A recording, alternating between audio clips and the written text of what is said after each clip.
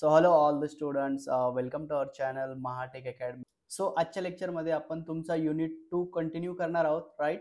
Micro controller architecture first unit आणि second युनिटचे खूप सारे व्हिडिओज आपल्या चॅनलवरती आहेत. फर्स्ट युनिट मधला काही पोर्शन बाकी आहे कव्हर करण्याचा, त्याविषयी पण लवकरच व्हिडिओ अपलोड होणार आहे, राईट. बट त्याआधी तुम्ही जर सुरुवातीचे व्हिडिओ बघितले नसेल, राईट, तर आधी ते व्हिडिओ जाऊन बघा, सिक्वेन्स ना व्हिडिओ बघा, म्हणजे तुम्हाला समजायला प्रॉब्लेम येणार नाही. ओके, सो चला स्टार्ट करूया. आजच्या लेक्चर मध्ये आपला जो सिलेबस असणार आहे तो असणार आहे तुमच्या युनिट 2 चा 2.2, राईट. आणि यामध्ये आपल्याला काय बघायचे, एव्हीआर मायक्रो कंट्रोलर. बघा, आतापर्यंत आपण short introduction of AVR micro controller, PIC micro controller and ARM series micro controller, right, हे बघितलेत. बट एव्हीआर मायक्रो कंट्रोलरला आपण अजून डिटेल मध्ये शिकणार आहोत, राईट. सो यामध्ये आपल्याला मोस्टली शिकायचं आहे की टाईप कोणते आहेत आणि architecture, right. Generalize architecture AVR micro कंट्रोलरचं, राईट.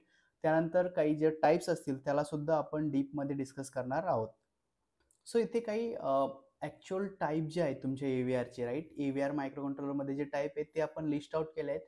त्यामध्ये जो फर्स्ट आहे तुमचा ॲटमेगा 8, राईट. ॲटमेगा 8 नावाचा मायक्रो कंट्रोलर. आता इकडे आपण फॅमिली विषयी बोलत नाही, आता आपण डायरेक्टली तुमच्या ॲटमेगा 8 विषयी बोलतोय, राईट.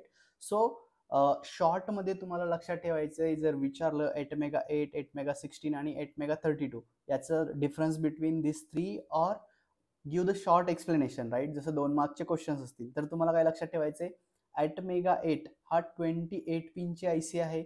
त्यानंतर ऑल मायक्रो कंट्रोलर तुमचे ॲटमेगा सिरीजचे जे आपण इथे लिस्ट आउट केले सर्व 8 बीटचे आहे, राईट. त्यानंतर काय लक्षात ठेवायचे की एव्हीआर, सर्व एव्हीआर मायक्रो कंट्रोलर मध्ये रिस्क आर्किटेक्चर यूज केलेत. RISC stand for reduce instruction set computer, right. म्हणजेच त्यामध्ये काय असतं की मोस्ट ऑफ द इन्स्ट्रक्शन हे तुमच्या सिंगल सायकल मध्ये एक्झिक्यूट होतात, म्हणून त्याला म्हणतात रिस्क आर्किटेक्चर, राईट. त्यानंतर बघा, ॲटमेगा 8 मध्ये इंटरनल जी रॅम आहे ती 1 KB आहे. त्यानंतर फ्लॅश मेमरी 8 KB आहे. त्यानंतर 3 पॅकेज आहेत त्याच्यामध्ये, PDIP, TQFP आणि तर पॅकेज म्हणजे काय की ज्यावेळेस तुमची जी आयसी असते, राईट, 28 पिनची आयसी आहे, बट सेम आयसी तुम्हाला मल्टिपल पॅकेजमध्ये डिफरंट साईजमध्ये मिळते, राईट.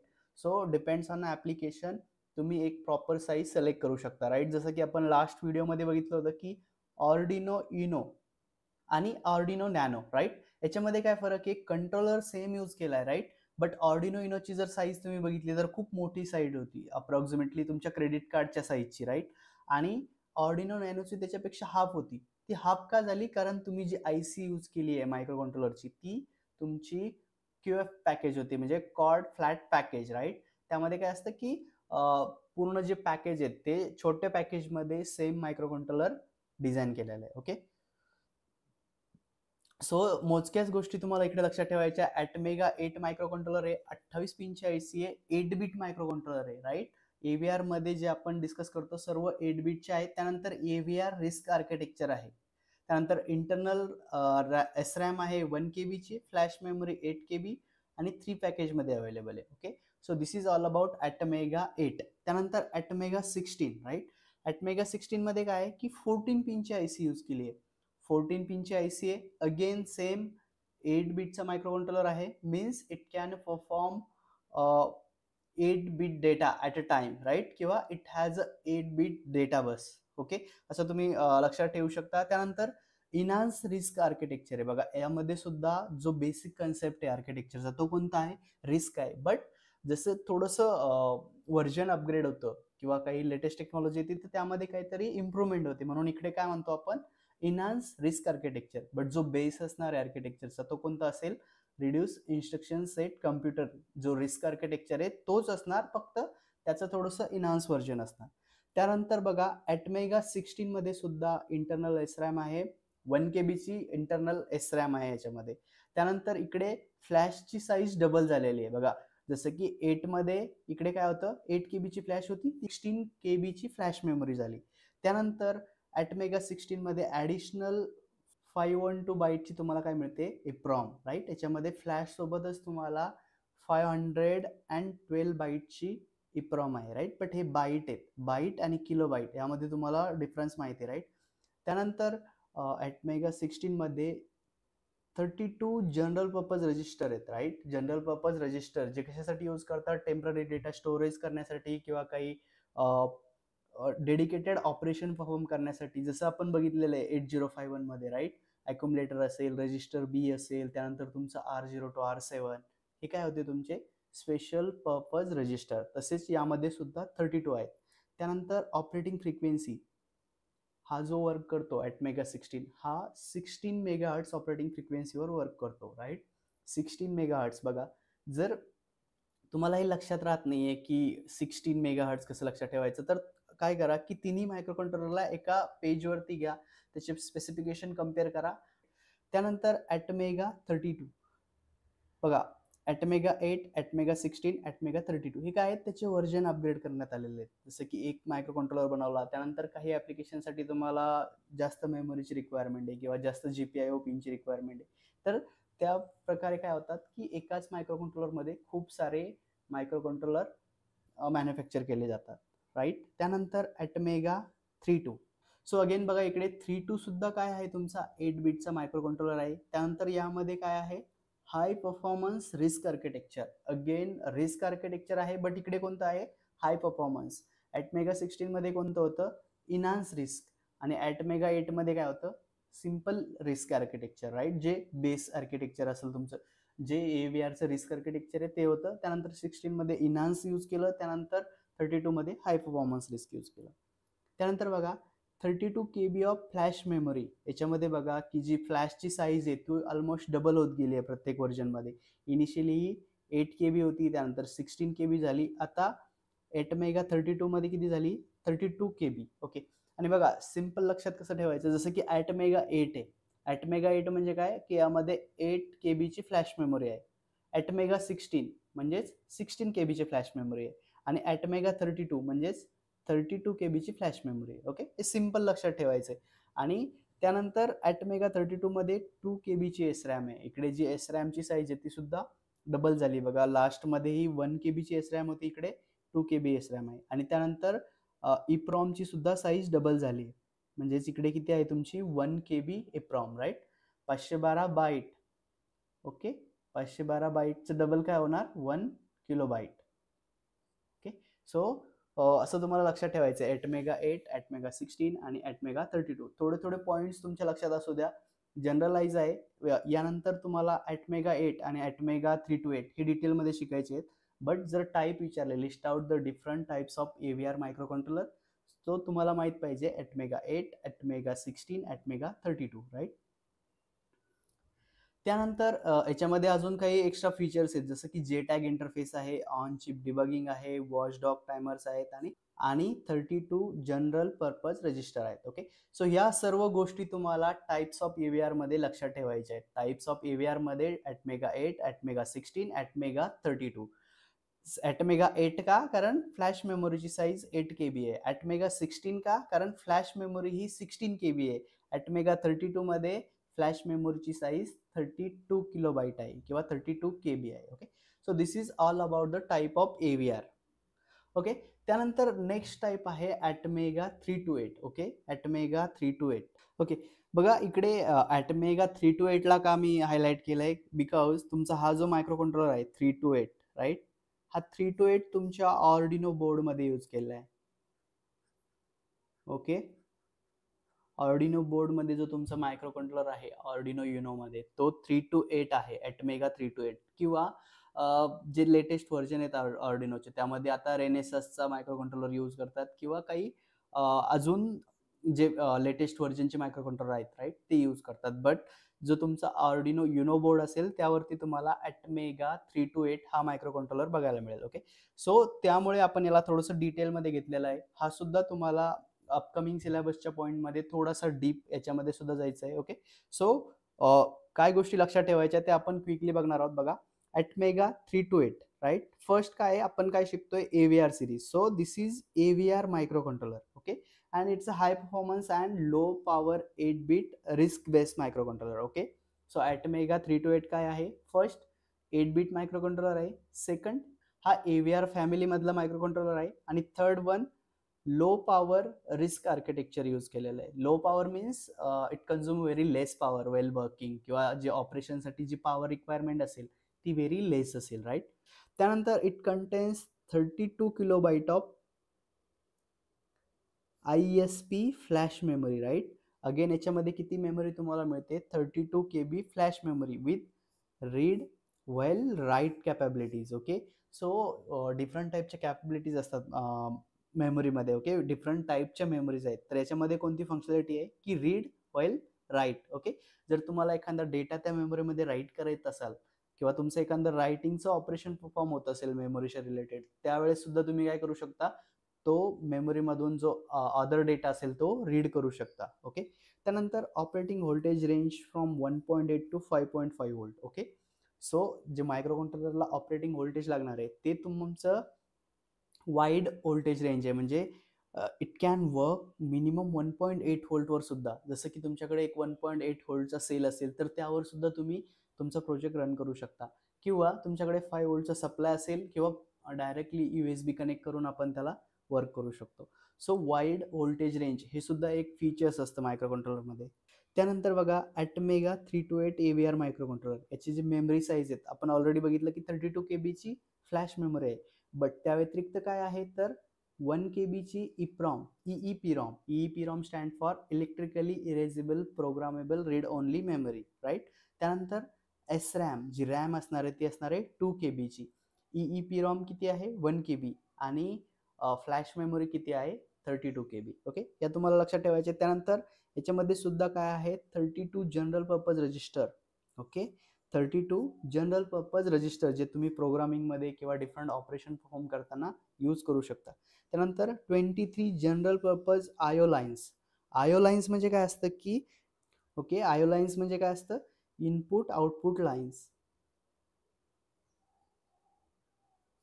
म्हणजेच काय की यामध्ये ज्या 23 पिन्स आहेत त्या तुम्ही ॲज अ इनपुट किंवा आउटपुट कॉन्फिगर करू शकता. म्हणजेच तुम्ही त्याला काही इनपुट देऊ शकता, लाईक एखाद्या सेन्सरचं आउटपुट असेल, किंवा तुम्हाला काही मोटर ड्रायव्हर करायचे असेल किंवा LED ड्रायव्हर करायचं असेल तर तुम्ही त्या लाईनवरती तुमच्या कंट्रोलरकडून आउटपुट घेऊ शकता, राईट.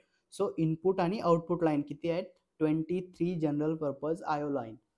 सो जितकं जास्त कॉम्प्लेक्स तुमचा प्रोजेक्ट असेल तितके जास्त GPIO ची रिक्वायरमेंट तुम्हाला असते. याला GPIO सुद्धा म्हणतात. GPIO stand for general purpose input output lines. जसं तुम्ही ज्यावेळेस ऑर्डिनो बोर्ड बघाल त्यामध्ये दिलं असतं की GPIO pins. GPIO stand for general purpose input output pins. Okay, so यामध्ये 23 पिन्स आहेत. त्यानंतर फ्लेक्झिबल टायमर और counter, right. 3 flexible timer counter आहेत जे तुम्ही डिफरंट मोडमध्ये कॉन्फिगर करू शकता. त्यानंतर सिरियल प्रोग्रामेबल UACRT. हा काय आहे? तुमचा communication protocol. Serially programmable UACRT आहे. त्यानंतर इंटरनल अँड एक्सटर्नल इंटरप्ट्स हे तर प्रत्येक मायक्रो कंट्रोलरमध्ये असणारच आहेत. त्यानंतर SPI आहे, सिरियल पोर्ट. फर्स्ट UACRT पण आहे, सेकंड SPI कम्युनिकेशन सुद्धा अवेलेबल आहे. त्यानंतर 2 वायर सिरियल इंटरफेस. तर 16 बीटचे 6 channel A to D converter आहे. म्हणजे याच्यामध्ये inbuilt analog to digital converter आहे. म्हणजे तुम्ही एक अॅनालॉग सिग्नल डिजिटलमध्ये कन्वर्ट करू शकता. इनबिल्ट आहे, म्हणजे एक्सटर्नल ADC इंटरफेस करायची गरज नाही, किंवा एक्सटर्नल EDCची सेपरेट IC तुम्हाला लागणार नाही. ओके, त्यानंतर programmable watchdog timer including internal oscillator. Programmable watchdog timer म्हणजेच काय की एक वॉचडॉग टायमर असतं कंट्रोलरमध्ये, प्रत्येक कंट्रोलरमध्ये. त्यामध्ये तुम्ही काहीतरी काउंट लोड करू शकता. सपोज इन केस की तुम्ही खूप सारे मल्टिपल इनपुट्स तुमच्या कंट्रोलरला दिले, त्या केसमध्ये काय होतं की कंट्रोलरमध्ये जो प्रोग्राम एक्झिक्युशन असेल ते कुठेतरी स्टक होईल, किंवा आपण जसं म्हणतो की मोबाईल हँग झाला, राईट. तर तो कंट्रोलर स्टक होईल. त्या केसमध्ये काय असतं की वॉचडॉगमध्ये जर तुम्ही काही टाइम सेट केला असेल तर तो वॉचडॉग काय करेल? After certain time it will reset your entire micro controller, right. हा एक काइंडचा इंटरप्ट तुम्ही म्हणू शकता, बट हा इंटरनली असतो. तो कंटिन्युअस मायक्रो कंट्रोलरचं ऑपरेशन मॉनिटर करतो, आणि त्याला वाटलं की कुठेतरी तुमचा प्रोग्राम स्टक झाला आहे किंवा मायक्रो कंट्रोलर स्टक झाला तर तो त्याला पुन्हा स्टार्टिंग पासून त्याचा जो प्रोग्राम एक्झिक्युशन असेल तिथून स्टार्ट करणार. त्यानंतर 5 software selectable power saving modes, right. बघा नॉर्मली पॉवर सेव्हिंग मोडमध्ये सुद्धा डिफरंट काइंडचे पॉवर सेव्हिंग मोड्स असतात, जसं की स्लीप मोड असेल, डीप स्लीप मोड असेल, हायबरनेशन मोड असेल, राईट. असे खूप सारे पॉवर सेव्हिंगचे मोड्स असतात. आणि ॲटमेगा 328 मध्ये you have options to select different power saving mode, आणि ते पण सॉफ्टवेअरने तुम्ही त्याला सिलेक्ट करू शकता. So 5 software selectable power saving mode. Okay, तुम्हाला लक्षात ठेवायचं आहे. Okay, so this is all about the types of AVR. Okay, AVR मध्ये आपण काय शिकलो? ॲटमेगा 8, ॲटमेगा 16, ॲटमेगा 32 अँड ॲटमेगा 328. ओके, हे झाले त्याचे बेसिक टाइप्स. हे काही मायक्रो कंट्रोलर आहेत ॲटमेगा सिरीज मध्ये, आणि आपल्याला यामध्ये ॲटमेगा 8 आणि ॲटमेगा 328 डिटेलमध्ये शिकायचं आहे. बट आधी आपण बघणार आहोत architecture of AVR. Okay, architecture of AVR आपण बघणार आहोत, आणि त्यानंतर तुमचा नेक्स्ट सिलेबस. सो नेक्स्ट आपण डिस्कस करणार आहोत block diagram of AVR architecture. Right, block diagram of AVR architecture. Again बघा, जास्त मोठी ब्लॉक डायग्राम नाहीये किंवा खूप अवघड असे नाहीये, डिफिकल्ट लक्षात ठेवायला. राईट, जनरलाइज जर तुम्ही AVR चे फीचर्स बघितले, राईट, तर तेच फीचर्स इकडे फक्त ब्लॉकच्या याच्यामध्ये रिप्रेझेंट केले आहेत. राईट, फर्स्ट इम्पॉर्टंट थिंग असेल तुमच्या AVR मधला, तो असेल तुमचा CPU. Right, central processing unit, AVR चा CPU. त्यानंतर मायक्रो कंट्रोलर आर्किटेक्चर मध्ये तीन कॉमन थिंग्स आहेत. Right, 3 common things. First important thing आहे मायक्रो कंट्रोलर आर्किटेक्चर मध्ये तुमचा CPU म्हणजेच सेंट्रल प्रोसेसिंग युनिट किंवा तुमच्या मायक्रो कंट्रोलरचा सेंट्रल प्रोसेसिंग युनिट. राईट, आता AVR मध्ये AVR CPU यूज करतात. राईट, त्यानंतर सेकंड थिंग, जर तुम्ही मायक्रो कंट्रोलरचे फीचर्स लक्षात ठेवले तर त्यामध्ये असतं की micro controller has inbuilt RAM and ROM. Right, same इकडे 3 ब्लॉक बघा. First, flash memory, inbuilt flash memory असणार. Second, SRAM, inbuilt RAM. आणि third, optional electrically erasable programmable read only memory, म्हणजेच EEPROM. Right, so it has 3 memories. पहिले 3 block काय आहेत तुमचे? Memory related आहेत. फ्लॅश मेमोरी, SRAM आणि EEPROM. आणि ही जी त्यांची जी साईज आहे, राईट, 16 KB असेल, 1 KB किंवा 120 बाईट, ही तुमची अप टू असणार आहे. Right, it is not a fix, कारण इकडे आपण कुठल्याही पर्टिक्युलर मायक्रो कंट्रोलरचं आर्किटेक्चर ड्रॉ केलेलं नाहीये. हे तुमच्या AVR सिरीजचं आहे. राईट, त्यामुळे इकडे तुम्ही अप टू लिहू शकता, किंवा जर तुमच्या लक्षात नाही राहिली साईज तर डायरेक्ट लिहून टाका. AVR CPU फर्स्ट ड्रॉ केला, त्यानंतर फ्लॅश मेमोरी, SRAM आणि EEPROM. राईट, आणि एक सेंटर बसला हे सर्व कनेक्टेड आहेत. राईट, बसला का? कारण तुम्हाला डेटा रीड किंवा राईट करायचं असेल, किंवा त्यामध्ये काही कंट्रोल सिग्नल्स असतील, त्यामुळे इकडे तुम्हाला बाय डायरेक्शनल बस दाखवायची. ओके, सो फर्स्ट ब्लॉक तुमच्या लक्षात राहिला CPU. त्यानंतर नेक्स्ट 3 ब्लॉक आहेत तुमचे रिलेटेड टू मेमरी. ओके, हा जो पूर्ण सेक्शन आहे हा तुमचा मेमरीच्या रिलेटेड आहे. त्यानंतर असणार टायमर आणि काउंटर्स. ओके, तुम्हाला माहिती आहे मायक्रो कंट्रोलर मध्ये इनबिल्ट टायमर आणि काउंटर असतात. त्यानंतर USART आपण डिस्कस केलंय की universal synchronous asynchronous receiver transmitter, म्हणजे तुमचा सिरियल प्रोटोकॉल. त्यानंतर TWI म्हणजेच काय आहे तुमचा हा 2 wire protocol. This is again your serial protocol. आणि ADC म्हणजेच काय की most of the AVR micro controller मध्ये इनबिल्ट ADC आहे. इनबिल्ट ADC म्हणजे जी तुमची अॅनालॉग टू डिजिटल कन्व्हर्टरची IC असेल ती तुमच्या चिप मध्ये इंटिग्रेट केलेली आहे. ओके, सो बघा, अप्परचे ब्लॉक तुम्हाला समजले. ओके, फर्स्ट ब्लॉक CPU आहे. त्यानंतर तुमच्याकडे 3 मेमोरीज आहेत. एक आहे फ्लॅश मेमोरी, दुसरी SRAM, तिसरी EEPROM.